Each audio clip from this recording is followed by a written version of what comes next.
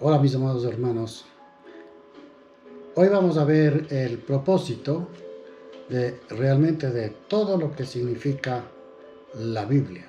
Hay un solo propósito: manejarnos, vivir, escuchar y practicar de acuerdo a lo que dice la Biblia. La Biblia, a pesar de tener 66 libros, tiene un solo propósito: la salvación en Cristo Jesús. Mantiene este plan de Dios con acontecimientos que se relatan de principio a fin. Y el principio es justamente que después del pecado, el hombre necesitaba ser reconciliado con Dios.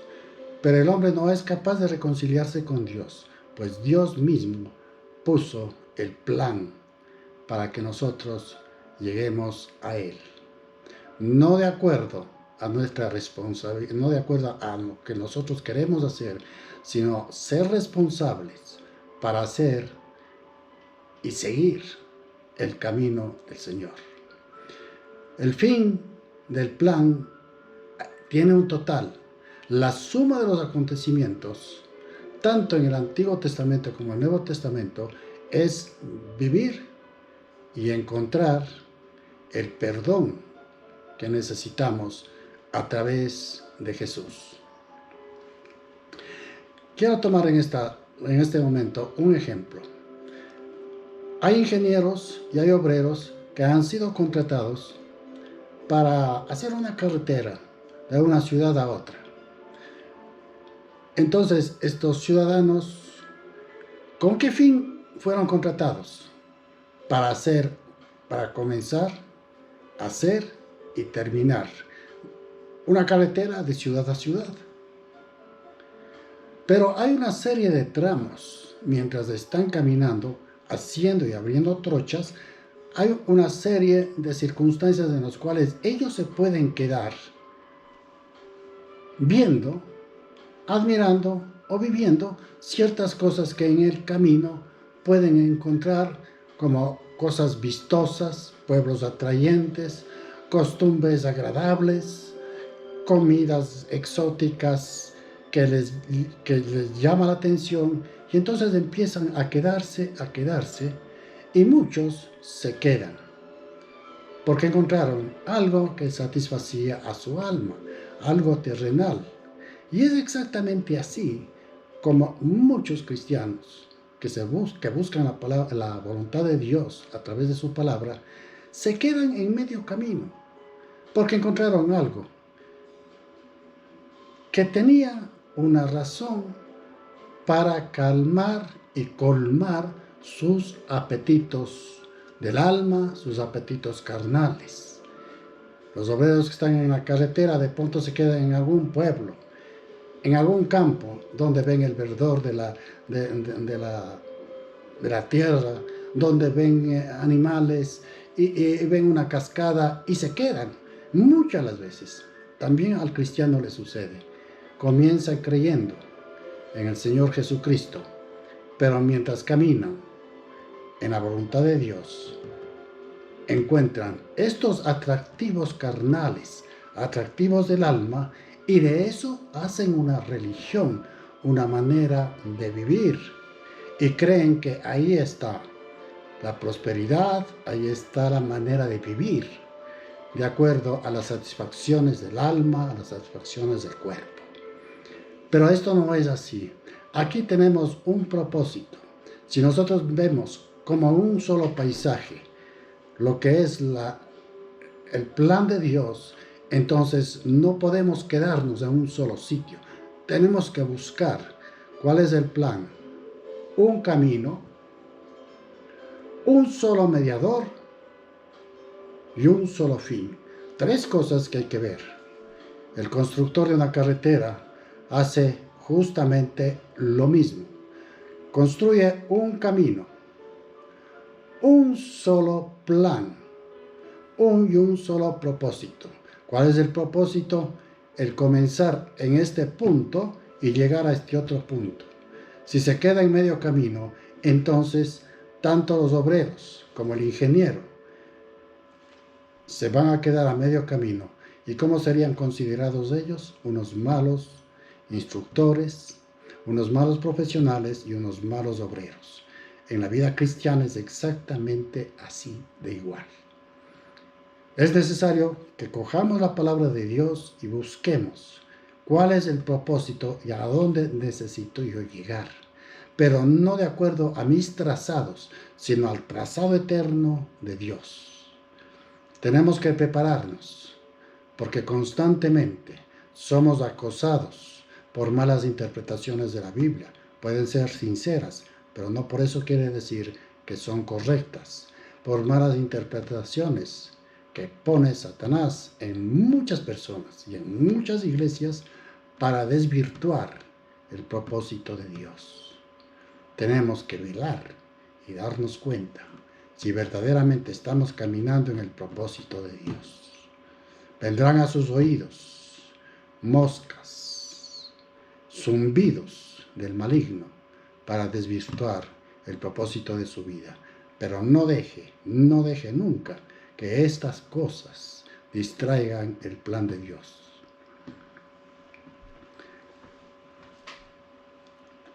Para que nosotros podamos caminar en el plan de Dios, ¿cuándo se inició este plan?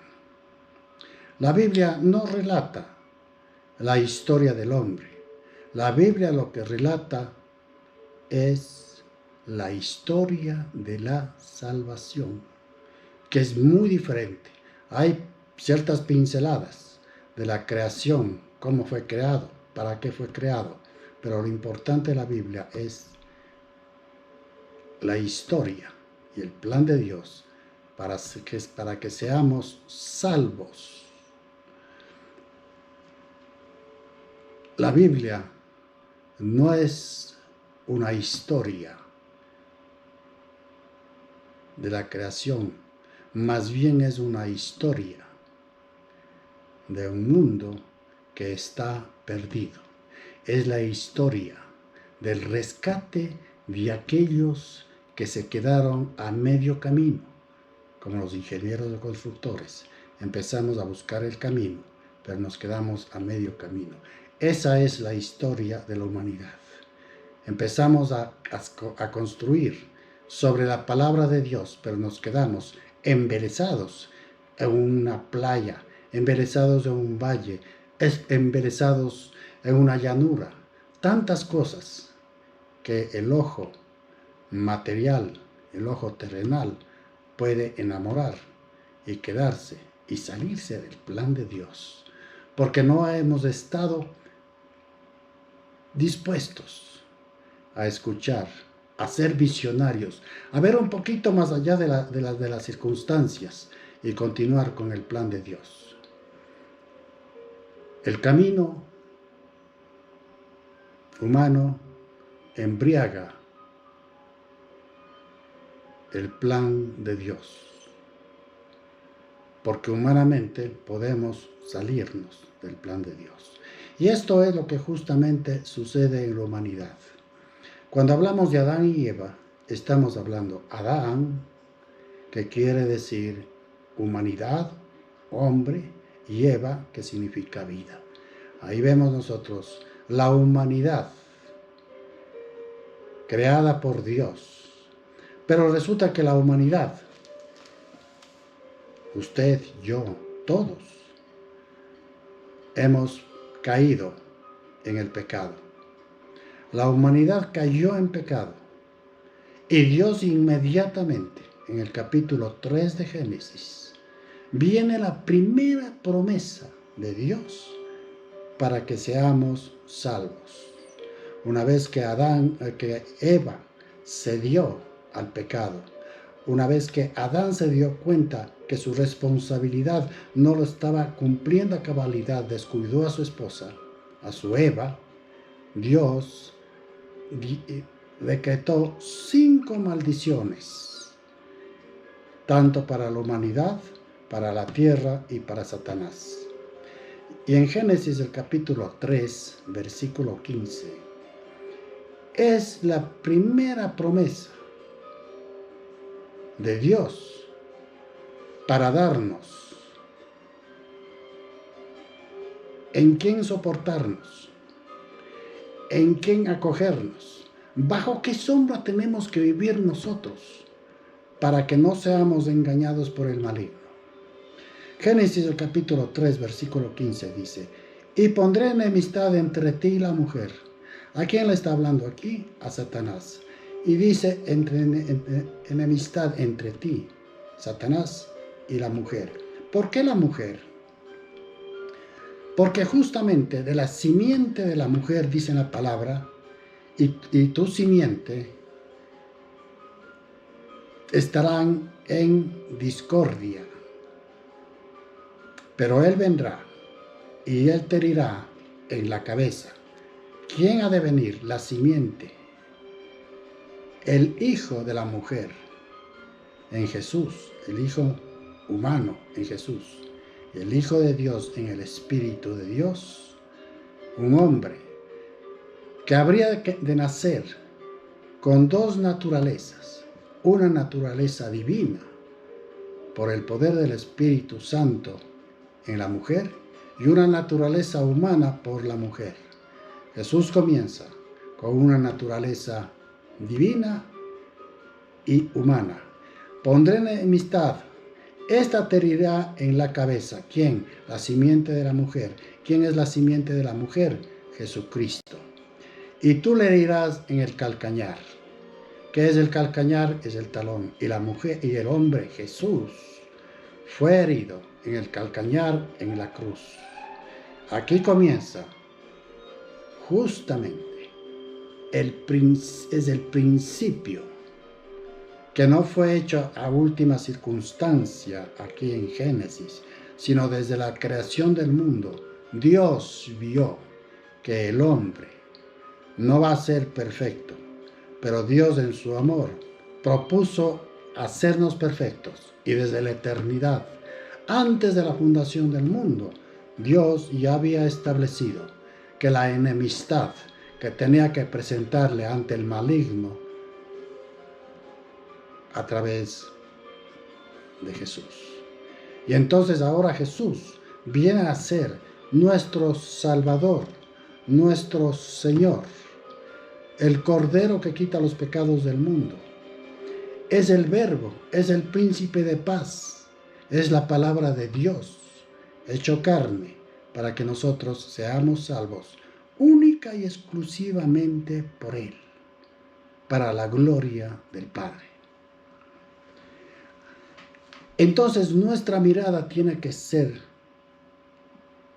puesta en el punto de partida de la salvación de Dios. Génesis 3:15. Y en adelante, todo lo que nosotros vayamos viendo, todo lo que nosotros entendamos, tanto en Génesis, en Éxodo, en Levítico, en Deuteronomio, todo esto tiene que ver con Jesucristo. No hay ninguna parte de la palabra en que nos diga que nosotros somos salvos por obras. Somos salvos única y exclusivamente por la gracia de Dios. ¿Qué es la gracia de Dios? Es la salvación por la fe. Si yo amo a Jesús y escucho a Jesús, sus enseñanzas y su muerte vicaria por mis pecados, entonces soy hecho un hijo de Dios. Jesús nació espiritualmente y llegó en la carne hacia nosotros. Nosotros nacemos en la carne y vamos a nacer nuevamente espiritualmente hasta la presencia de Dios. Jesús vino para enseñarnos que nuestras armas, no son terrenales, sino espirituales. ¿Qué quiere decir esto? Que nosotros no podemos llegar a Dios a través de nuestro esfuerzo, a través de nuestro sacrificio. Jesús vino y se sacrificó por nosotros. Y ahí nace un sentido espiritual. Pero ¿qué resulta? Muchos líderes, muchos obreros se quedaron en la carne. Y es muy común Si usted ha caminado por iglesias, si usted escucha planes y propósitos del hombre, siempre están hablando del yo, exaltando a su ego, yo y mi salvación, yo desato. Yo tengo un templo con 200, con 1000, con 2000, con 10,000. Entonces, la pregunta es, ¿dónde está Dios y Cristo? Jesús responde, bien has dicho. Son tuyas las ovejas, el templo, tú has hecho. Es tu voluntad, es tu esfuerzo y no la mía. Y entonces, Jesús lo que hace es separarse y dejar que esas iglesias que se están vanagloriando y creyendo que de ellos es el éxito, pues Jesús dejará esa iglesia, porque no ha sido el éxito, tampoco ha sido para la gloria del Padre a través de Jesús. Son tuyas las ovejas, bien has dicho. Es tuyo el templo, bien has dicho. Pero un cristiano, quien busca verdaderamente a Dios, se humilla y dice, Señor, tuyas son las ovejas. Yo soy el siervo que tú me has puesto al frente. El siervo dice, Señor, tuyo soy. No soy del líder, soy tuyo, Señor, porque tú me has dado palabra de verdad. El rey David, caminando con el Señor, llegó un momento en que se embriagó, se envaneció con el poder que Dios le había dado. Y llega un momento en que su ego se pone tan, pero tan alto, que ordena a su vasallo hacer lo peor que puede hacer un cristiano, un siervo de Dios. Lo hizo el rey David. Vayamos por un momento a Segunda de Crónicas, el capítulo 21, versículos del 1 al 2, y veamos lo que sucede con un hombre que era de Dios, pero que llegó un momento en que se envaneció, y por envanecerse, Dios lo castigó. El envanecimiento no está dentro del plan de Dios. Segunda de Crónicas, el capítulo 21, versículos 1 y 2. Y vamos a ver qué pasó con este hombre. Él era un hombre de éxito. Él estaba buscando el plan de Dios. Pero sin embargo llegó un momento en que, envanecido, mandó a contar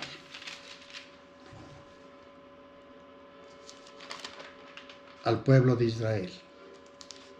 A ver cuántos mismos tiene. ¿Quién? ¿Dios? ¿O cuántos tiene Él? Entonces, ahora va a ver usted cómo ese plan de Dios, cuando dice, anda y ve, ¿cuántos tengo yo? El Señor inmediatamente se hace a un lado. Perdón, Primera de Crónicas. Se hace a un lado y lo deja que David cuente su tropa, su gente. Porque no ha sido de Jehová, no ha sido de Dios, sino han sido suyos, de David. Y veamos lo que pasa. Por eso, mi amado hermano, dentro del plan de Dios, no podemos buscar nuestra satisfacción del alma, sino tenemos que buscar satisfacer al Señor de la mies, al Señor de la mies. Primera de Crónicas del capítulo 21.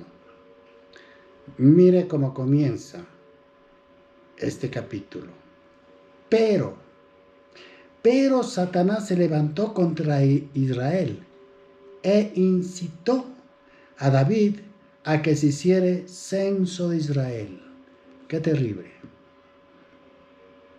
Satanás siempre estará buscando la manera de desvirtuar y perturbar la presencia de Dios en la iglesia, en su vida familiar, en su vida de negocios, en su vida de amistad.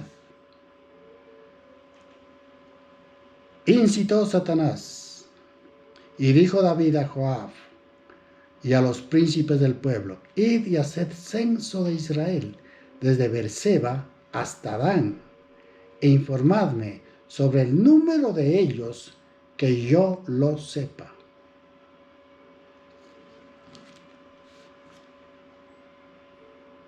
Si usted quiere saber cuántos hay en una congregación, no ponga el propósito de elevar su alma, de levantar su ego. Si usted quiere saber, Señor, aquí está mi gavilla. Cuéntalo tú, Señor, porque tuyos son, porque tuyos son.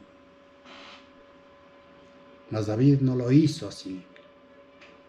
Entonces, versículos 7 y 8 del mismo capítulo dice: asimismo, esto desagradó a Dios e hirió a Israel.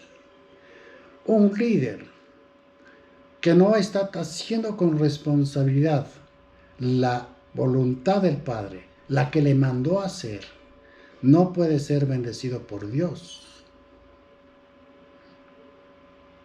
Y el pueblo puede ser herido por Dios. Vuelvo a leer. Dice: asimismo, esto desagradó a Dios e hirió a Israel. ¿Pero qué tenía que ver Israel? Tenía que ver mucho. Porque el Señor Jesucristo dijo: escudriñad la palabra y verán que ahí estoy. La palabra habla de mí. Y estaba hablando del Antiguo Testamento, porque el Nuevo Testamento aún no había sido escrito. Escudriñad. Desde el comienzo hay presencia de Jesús, promesa de la venida de Jesús. Más de 300 profecías están escritas en el Antiguo Testamento sobre la venida de Jesús. Pero sin embargo, muchos se han quedado y actúan exactamente como el error que tuvo David, de decir: ¿cuántos tengo? 200, 300, 5,000 miembros en mi iglesia, o 20, 30, 40 en la iglesia del Señor. En la iglesia del Señor. Nota la diferencia. Israel fue castigado porque mucho tenía que ver.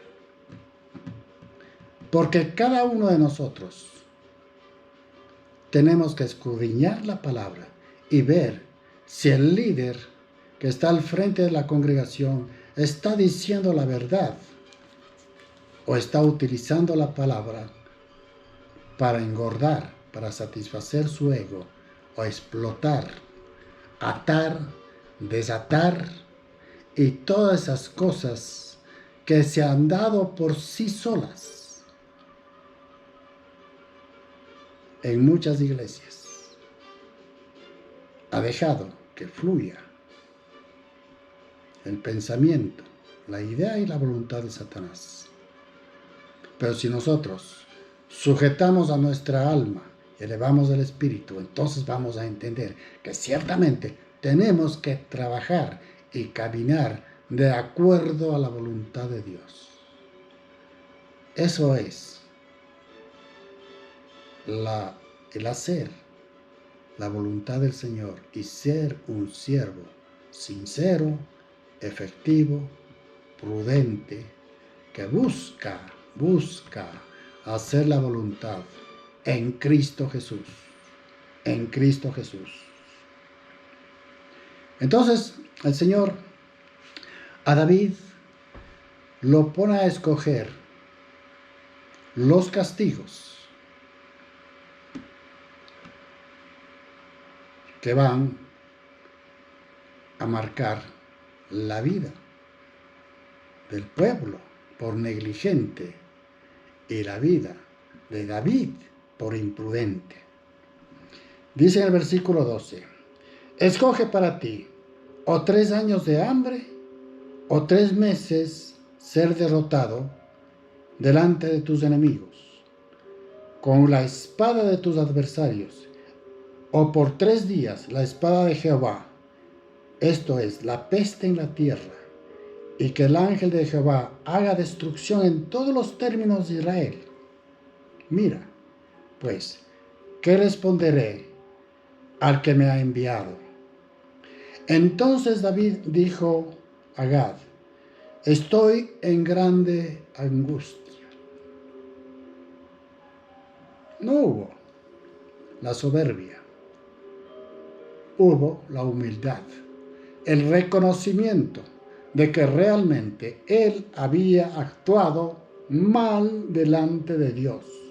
Estoy en angustia.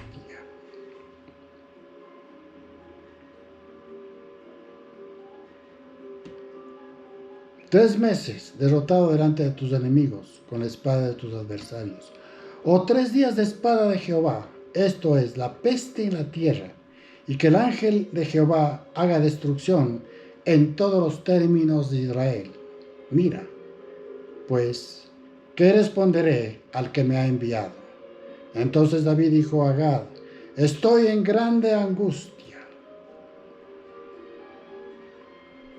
Ante la presencia de Dios, tenemos siempre que saber qué hablamos, qué decimos y aún más, qué pensamos. Porque nuestros pensamientos Dios conoce, Dios sabe por qué estamos en su presencia. Estoy en grande angustia, ruego que yo caiga en la mano de Jehová, porque sus misericordias son muchas en extremo, pero que no caiga en manos de los hombres. Esto es lo que David hizo, reconocer con humildad el error que él cometió y pedirle a Dios que el pecado no caiga sobre Israel. Estoy en angustia. Ahora quiero, Señor, que tengas misericordia. Toda la carga de su error lo asumió él. No asumió el pueblo de Israel, porque él lo pidió y reconoció que él como líder no estaba haciendo el camino, la carretera para la salvación.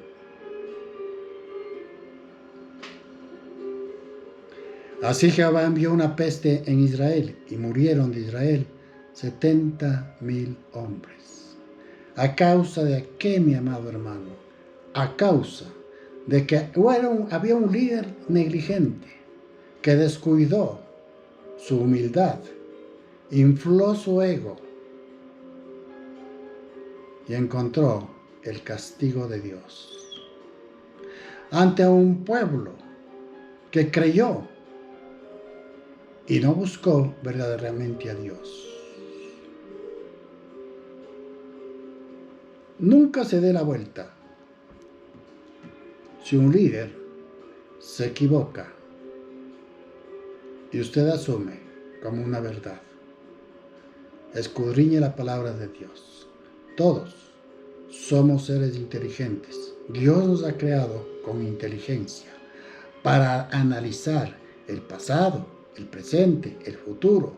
Escudriñad y busca lo que está escrito, lo que eres ahora y lo que vas a hacer después. pero escudriña la palabra de Dios. Aquí no hay nada desconocido, hay todo es conocido a través del Espíritu.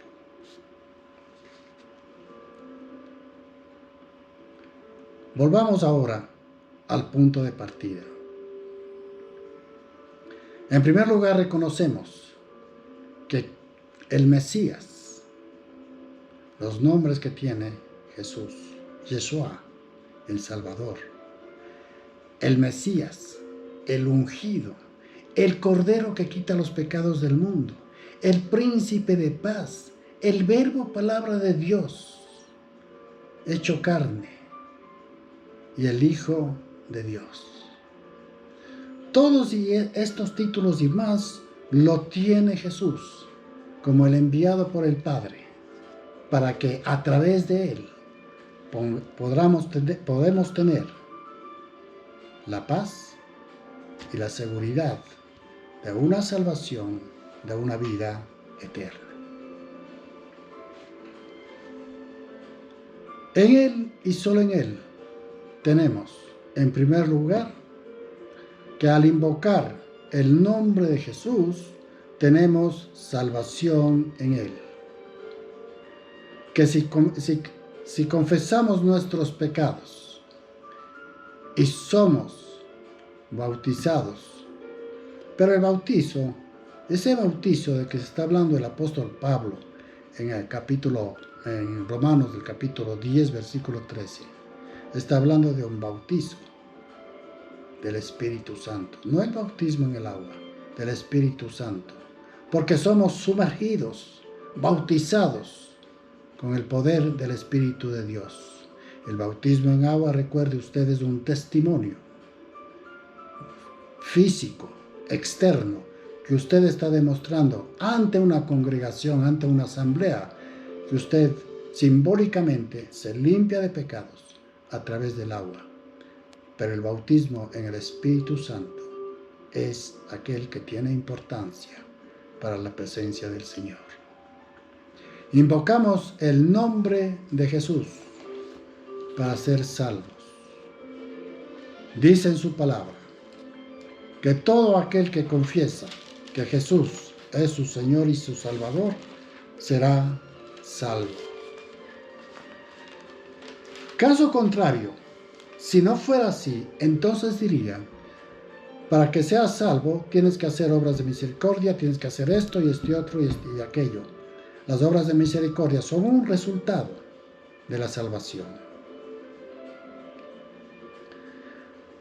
Romanos el capítulo 10, versículo 9 dice que si confesares con tu boca que Jesús es el Señor y creyeres en tu corazón que Dios le levantó de los muertos, serás salvo. ¿Recuerda usted el malhechor en la cruz? Cuando Jesús le dijo: ahora mismo tú estarás en el reino de los cielos, después que él reconoció que Jesús mismo era el Señor y que realmente él no debería estar en la cruz, en la mitad de dos malhechores. El Cristo en la cruz y el hombre con la fe es el símbolo, el significado de que Cristo está a su derecha y otro está a la izquierda de Cristo. El uno se da la vuelta y dice: tú eres el Cristo. El otro se da la vuelta y dice: si eres Dios, el Hijo de Dios, bájate y sálvanos también a nosotros. Y Jesús le dice: ahora mismo tú estarás en el reino de los cielos. Ahora, muchas congregaciones dicen que necesitamos ser salvos. Para ser salvos, tenemos que bautizarnos.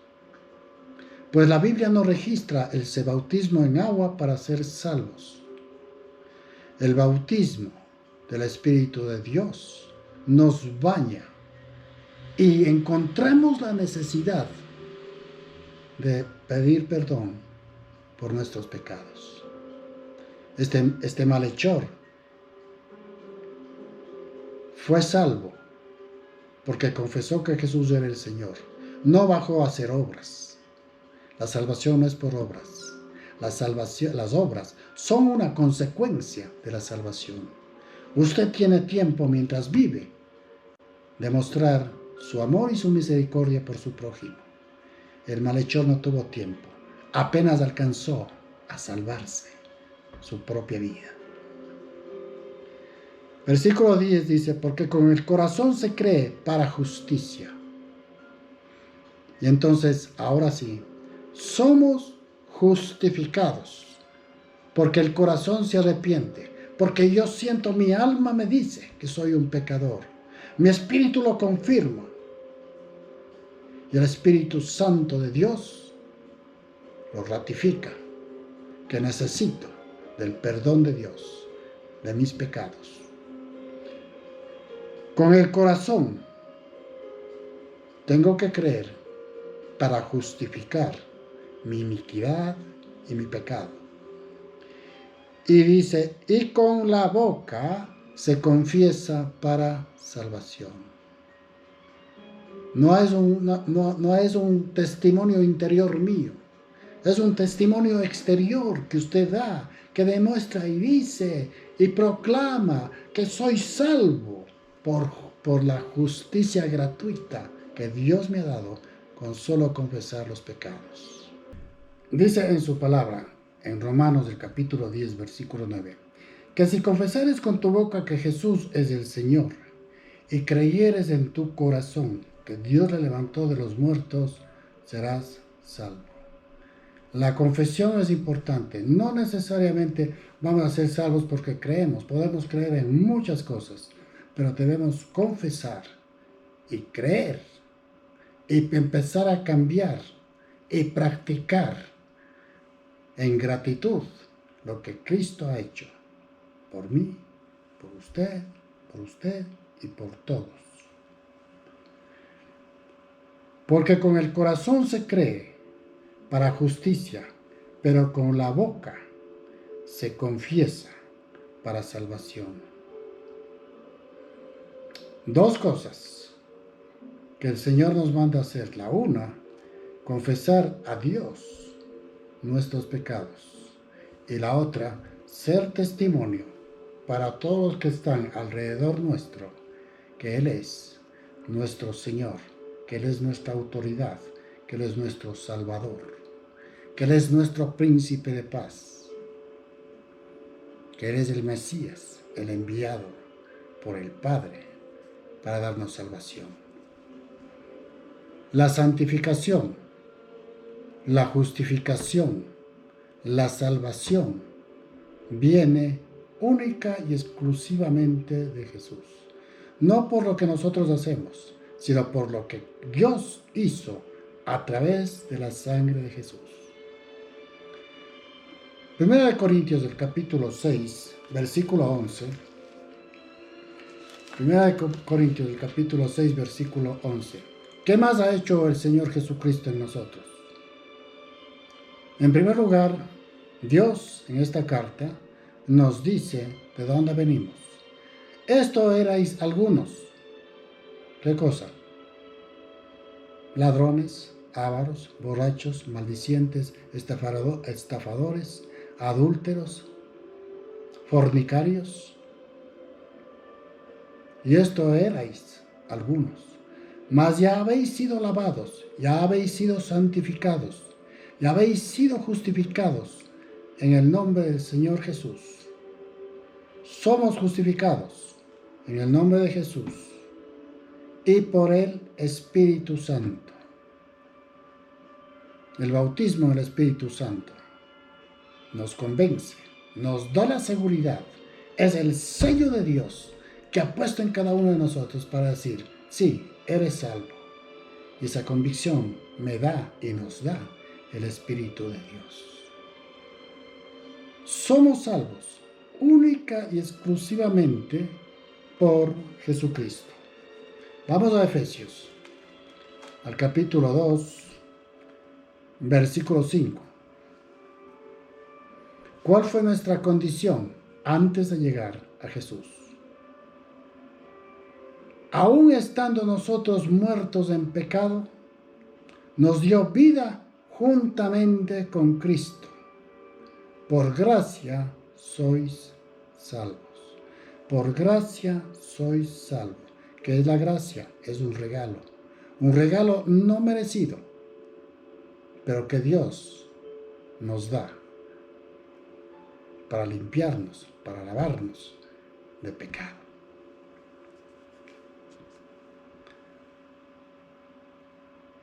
¿Y qué de los judíos? ¿Qué de los judíos? Los judaizantes muchas las veces se quedan en el Antiguo Testamento y tienen el placer de poner y cargar leyes y ordenanzas que fue para el pueblo judío. El apóstol Pablo dice, ¿la ley para qué sirvió? Para condenarnos, para que carguemos ese ayo, ese peso en nuestra vida. Dice, pero vino Jesús y nos libera de esa ley, de esa carga, de ese peso.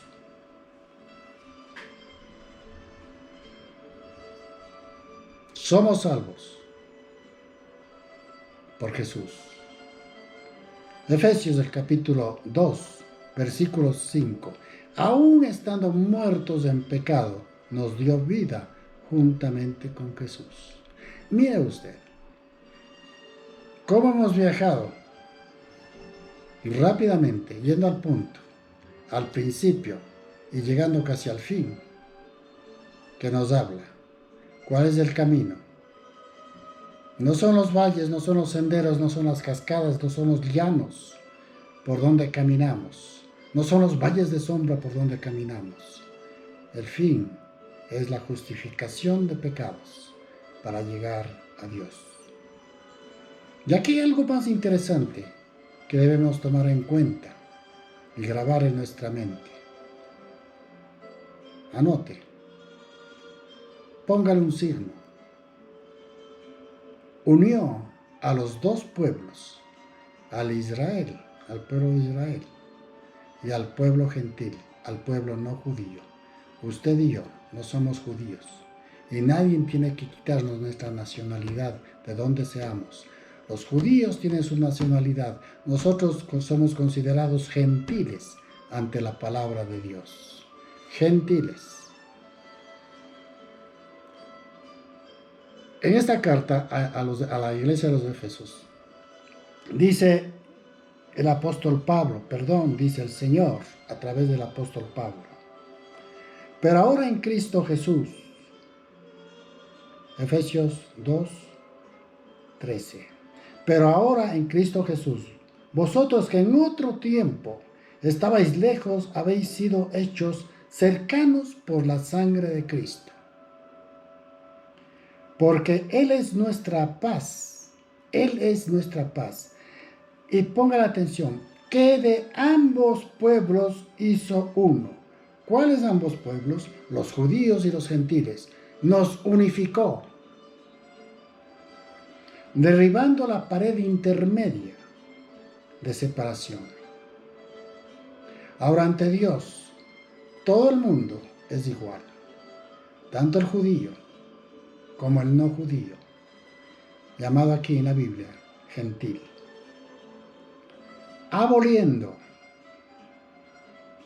borrando, quitando en su carne las enemistades, la ley de los mandamientos expresados en ordenanzas para crear en sí mismo de los dos un solo y nuevo hombre, haciendo la paz. ¿Cuáles ordenanzas? Esas que tienen que ver con las ceremonias rituales del Antiguo Testamento. Tenemos mandamientos, los 10 mandamientos. Y dice, y los 10 mandamientos, aún Jesús nos enseña más fácil, y los 10 mandamientos se reducen en 2. Ama a Dios sobre todas las cosas y a tu prójimo como a ti mismo. Somos salvos por gracia, Y no hay mejor libro para entender esta salvación, esta plenitud de la gracia de Dios, que en el libro a la carta a los Hebreos. Dios mediante, en las próximas reuniones, vamos a tener un estudio de la carta a los Hebreos, que es la carta en donde hace un resumen. No se sabe el autor de la carta a los Hebreos, pero hace un resumen de todo lo expuesto en el Antiguo Testamento y lo que constituye la salvación en Jesús. Muchas cosas quedan abolidas. No porque nos merezcamos, sino por el amor que nos tiene Dios. Dios entiende su pecado, pero no soporta el pecado. En el Salmo dice, Dios ama al pecador, pero aborrece el pecado. Y si Él dice, ama al pecador, amémonos unos a otros. Aborrecemos el pecado a través de la oración, de la exhortación y del crecimiento espiritual. Vamos a abrir, Dios mediante, un estudio, no profundo, pero sí entendible, de la carta a los Hebreos. Que el Señor nos bendiga y que su plan y propósito tenga un feliz cumplimiento bajo la voluntad de Dios y con la unción del Espíritu Santo. Padre amado, rogamos, Señor, nos bendiga a cada uno de nosotros y prepara nuestro corazón, nuestro espíritu, nuestra mente, todo nuestro ser para entregarnos de lleno a hacer su voluntad y para poder entender la carta a los Hebreos, porque es necesario que nos preparemos, Padre Santo, porque el maligno vendrá a estorbar y a ser acosados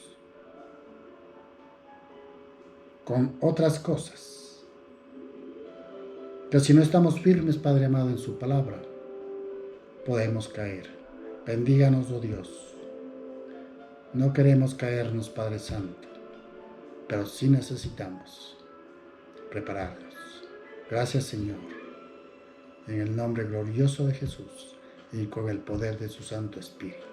Que el Señor nos bendiga. Amén y amén.